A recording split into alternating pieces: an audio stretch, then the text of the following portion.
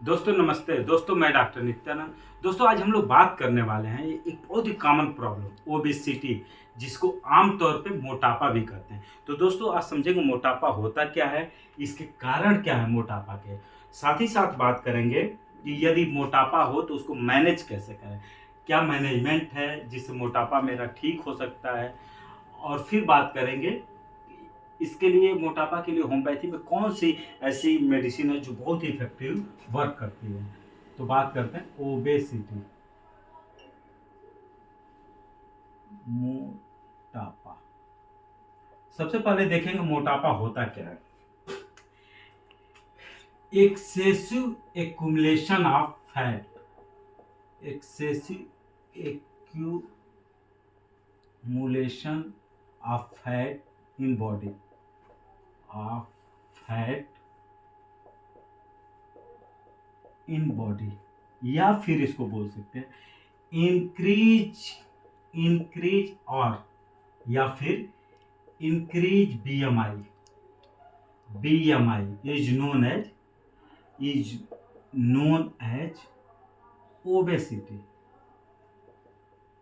अगर हमारे शरीर में फैट का एक्यूमुलेशन बहुत ज्यादा होता है तो फिर उसको हम लोग बोलते हैं ओबेसिटी। या फिर हमारा BMI, BMI means body mass index, इसको अभी समझेंगे, इसको कैलकुलेट कैसे करते हैं ये भी समझेंगे। तो बात करते हैं कि यदि हमारे शरीर में बॉडी मास इंडेक्स इंक्रीज कर गया उसको भी हम लोग ओबेसिटी बोलते हैं। अब दोस्तों बात करते हैं कि ओबेसिटी का कारण क्या होता है। कारण, पहला कारण होता है हेरिडिटरी। यदि फैमिली हिस्ट्री में, यदि उस व्यक्ति के फैमिली हिस्ट्री में मोटापा है तो फिर उसको मोटापा होने के चांसेस बढ़ जाते हैं। पहला रीजन हो गया। दूसरा रीजन हो गया डिक्रीज फिजिकल एक्टिविटी। एक्टिविटी, यदि व्यक्ति फिजिकल एक्सरसाइज कम करता है, फिजिकल एक्टिविटी कम करता है, सेडेंटरी हैबिट है, उसकी बैठने वाला काम ज्यादा है, तो फिर उसको मोटापा होने के चांसेस बढ़ जाते हैं। तीसरा जो है psychological factor, logical factor. Psychological factor में क्या होता है, साइकोलॉजिकल इमोशनल अनस्टेबिलिटी हो जाती है। मतलब उसका इमोशनल अनस्टेबिलिटी की वजह से एक प्रॉब्लम होती है बुलिमिया। अगर पेशेंट बहुत ज़्यादा खाने लगता है, ये साइकोलॉजिकल फैक्टर में आता है। यदि पेशेंट बहुत ज़्यादा बार बार खाने लगता है तो फिर उसमें एक्सेसिव भूख लगने लगती है, जिसकी वजह से भी उसको मोटापा होने के चांसेस बढ़ जाते हैं। फिर नेक्स्ट जो रीजन है हार्मोनल्स फैक्टर। कुछ हार्मोनल फैक्टर भी होते हैं जैसे हाइपोथायराइडिज्म। फॉर एग्जांपल हाइपोथायराइडिज्म मतलब थायराइडिज्म, इसमें भी मोटापा होता है। कसिंग सिंड्रोम, इसमें भी मोटापा हो जाता है। ये हार्मोन्स की वजह से भी मोटापा होने लगता है। ये हो गया। प्रेगनेंसी हो गया, प्रेगनेंसी के समय भी मोटापा इंक्रीज करता है। ड्यूरिंग प्रेगनेंसी इस समय भी ओबेसिटी होने लगता है। ये तो कुछ कारण हो गए, ओबेसिटी के कारण हो गए। अब बात करेंगे कि ओबेसिटी बीएमआई कैसे हम कैलकुलेट करते हैं। उस व्यक्ति के कितना उसका मोटापा है, ये कैसे हम कैलकुलेट करके बता देते हैं कि हाँ तुम ओबेज हो या फिर तुम नॉर्मल हो। इसको कैलकुलेट करने का एक फार्मूला है, बीएमआई।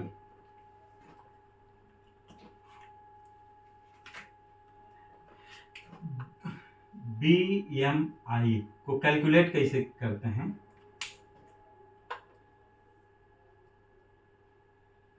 हाइट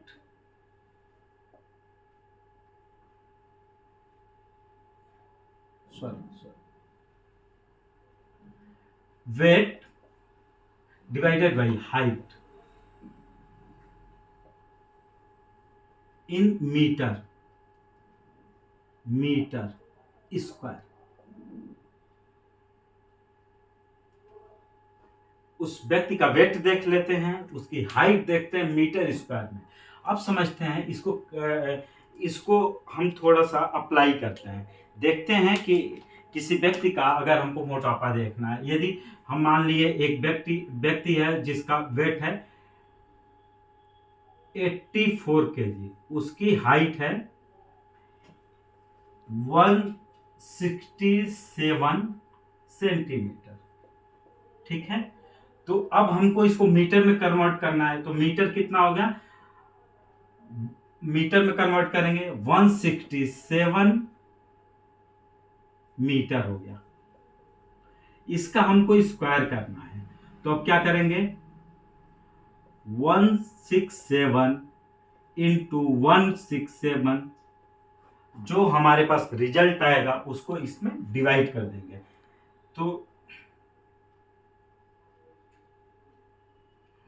167 इंटू 167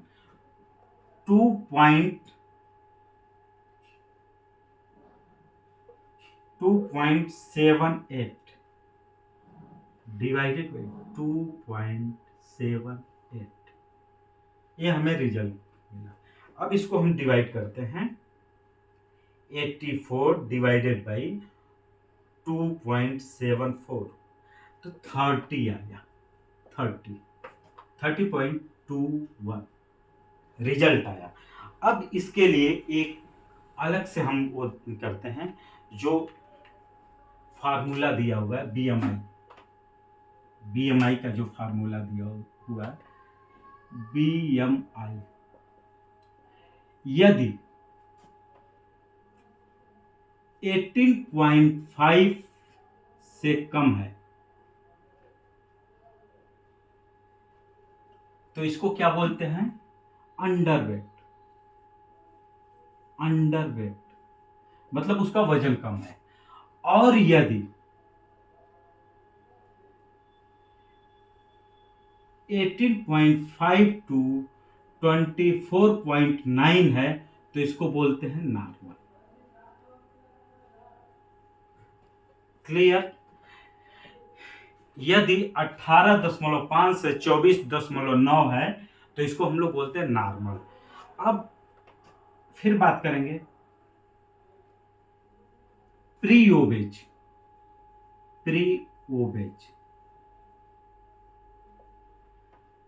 यदि 24.9 से 25 से 29.9 है तो इसको बोलते हैं प्री ओबेज। तो हमारा एक कितना रिजल्ट आया है, 30.21, तो प्री ओबेज में भी नहीं गया। अब हम देखते हैं फर्स्ट डिग्री ओबेसिटी।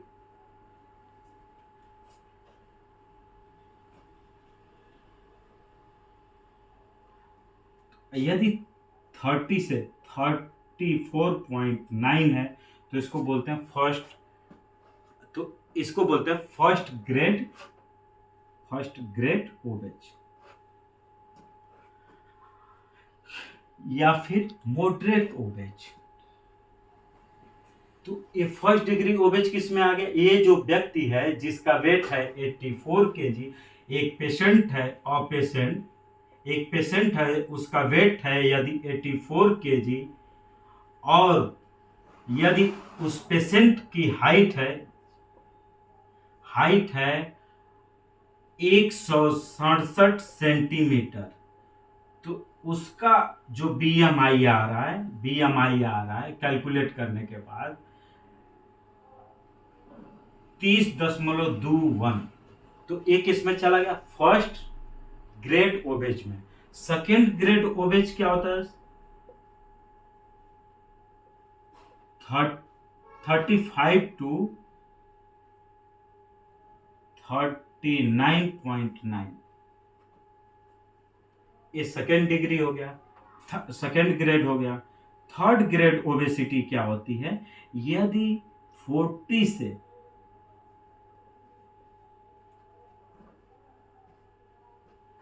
यदि व्यक्ति 40 से 40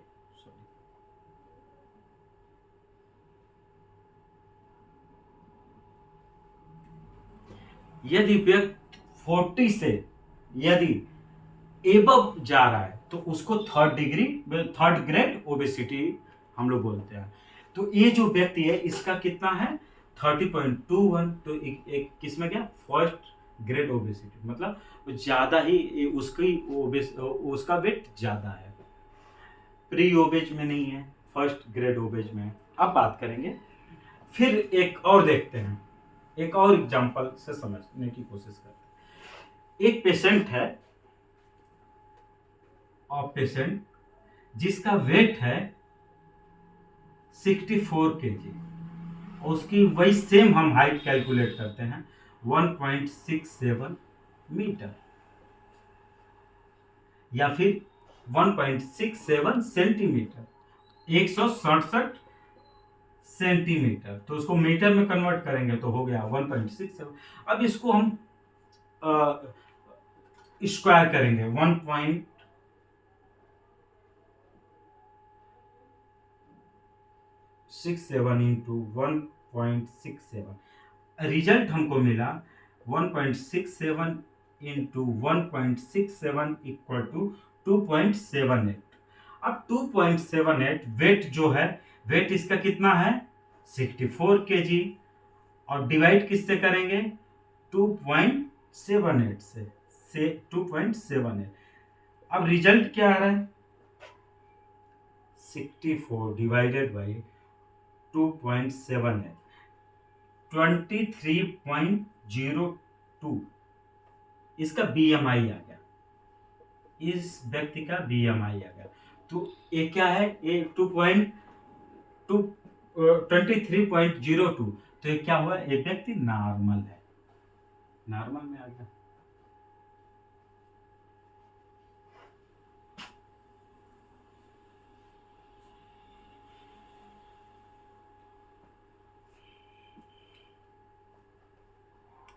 अब बात करेंगे कि यदि ये तो हम समझ गए कैसे कैलकुलेट करेंगे। अब बात करेंगे यदि कोई व्यक्ति को ओबेसिटी है, मोटापा है, तो उसको मैनेजमेंट क्या करें। सबसे पहले मैनेजमेंट, ओबेसिटी के लिए मैनेजमेंट क्या करते हैं, एवॉइड एल्कोहल बोलेंगे, एल्कोहल ना लें। दूसरा बोलेंगे डाइट, फाइब्रस डाइट ज्यादा लें।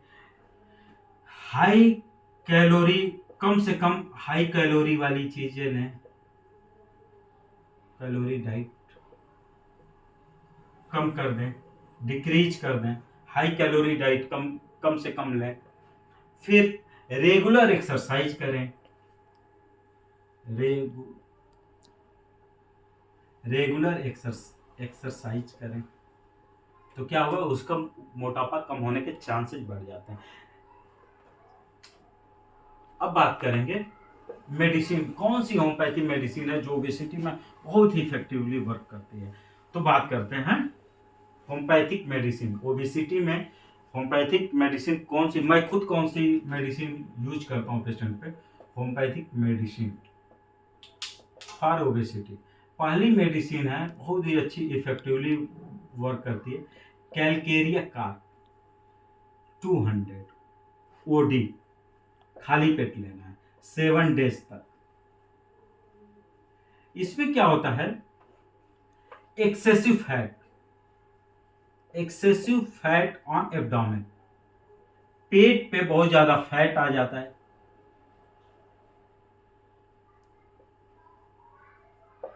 उसके स्कॉल्प से, सर से पसीना आने लगता है, एक्सेसिव पर्सपायरेशन, पसीना ज्यादा कहां से आता है, पर्सपायरेशन ऑन स्कॉल्प, सर से बहुत ज्यादा पसीना आने लगता है। यदि हाइपोथायराइडिज्म की वजह से यदि ओबेसिटी है तो फिर कैलकेरिया का बहुत ही इफेक्टिवली वर्क करती है। नेक्स्ट जो मेडिसिन है, दूसरी जो मेडिसिन है, फिकस भी 10 drop 3 time into 3 time with half cup of water. आधा कप पानी में 10 बूंद 3 बार फिकस भी लेना है। ऐसे व्यक्ति को फिकस भी देना है obesity due to thyroid problem, obesity due to thyroid problem. यदि थायराइड प्रॉब्लम की वजह से ओबेसिटी है तो फिकस भी क्यू 10 बूंद आधा कप पानी में सुबह दोपहर शाम लेना है। नेक्स्ट जो मेडिसिन है फाइटोलक्का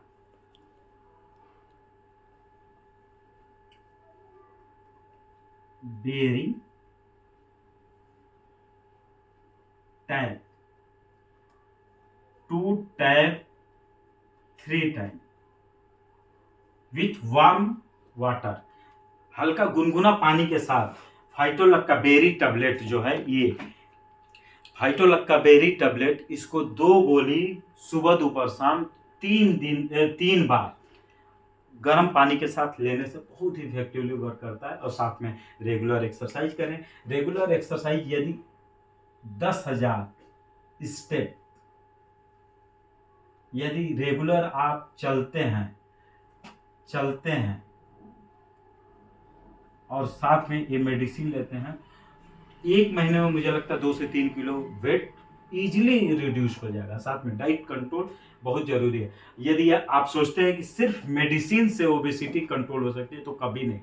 रेगुलर एक्सरसाइज, साथ में बैलेंस डाइट और मेडिसिन, 3 चीज ओबेसिटी को कम करने के लिए बहुत ही जरूरी है। ओबेसिटी के लिए ओबेसिटी कंट्रोल करने के लिए 3 स्टेप फॉलो करना बहुत जरूरी है। क्या 3 स्टेप है? पहला, 3 step for control obesity. Obesity को कंट्रोल करने के लिए 3 स्टेप। फर्स्ट स्टेप क्या है? Balance diet. सेकंड क्या है? Regular exercise.